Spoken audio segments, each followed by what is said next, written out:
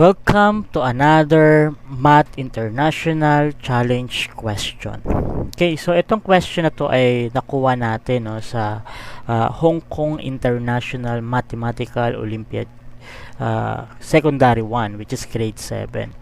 So ito, kung titigan natin yung question, it's too hard to calculate or to find the last digit of the given expression.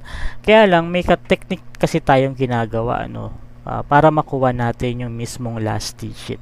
Okay, so let me read the question. Okay, find the last digit of 4 raised to 2024 plus 6 raised to 2024 plus 9 raised to 2024.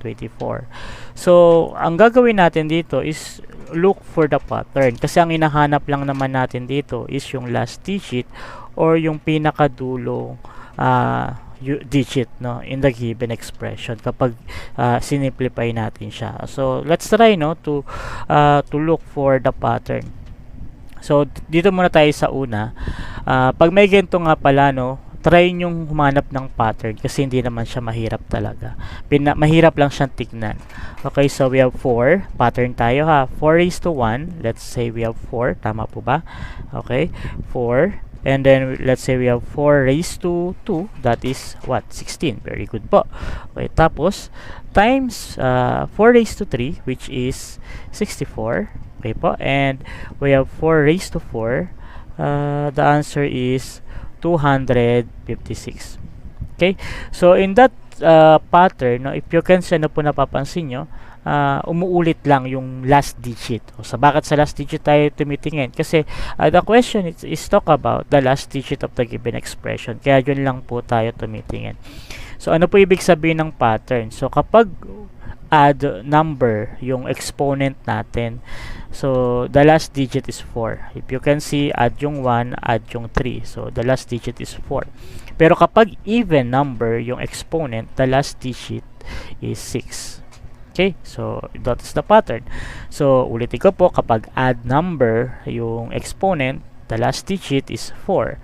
If the exponent is even, the last digit is 6. So yung 4 raised to 2024, the exponent which is the 2024 is even number. So logically, the last digit of that is 6.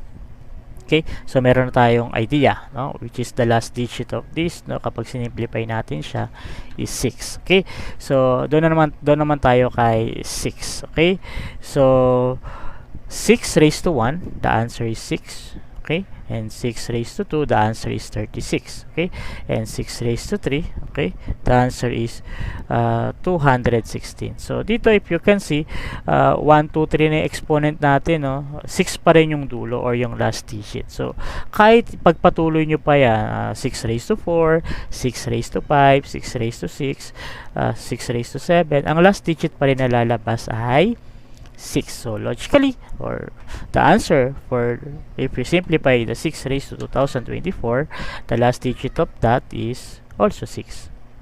Okay, doon naman tayo kay 9. Okay, let's say we have 9 raised to 1, the answer is 9. Okay, and then let's say we have 9 raised to 2, the answer is 81. Okay, and then let's say we multiply it pa rin by 9 or simply 9 raised to 3, the answer is 729. Okay, and then if we multiply 729 by 9 or simply just raised to 4 na, the answer is 6,561. Ano pong pattern yung nakita po natin? Kapag odd number po ang lumalabas or yung exponent, the last digit is 9. Pero kapag even, the last digit is 1. Okay? O yung 9 raised to 2024, yung 2024 po ba ay odd or even? Very good. That is even. So what is the last digit? Very good, that is 1. So add lang po natin sila kasi add po yung operation na ginamit. So 6 plus 6 plus 1, the answer is 13. So 13 po ba yung final answer? Hindi po. Kukunin lang po natin yung last digit niya. So therefore, our last digit or final answer, our final answer for this expression or question is 3. Okay? Okay, so I think no na nakita nyo na no. Try nyo naman kayong gumawa no ng pattern at hanapin yung last digit of the given expression, which is 3 raised to 2024 5 plus 1 raised to 2024 plus 2 raised to 2023. Okay, so for more videos, please subscribe to my YouTube channel and click the notification bell for our latest video. Bye bye.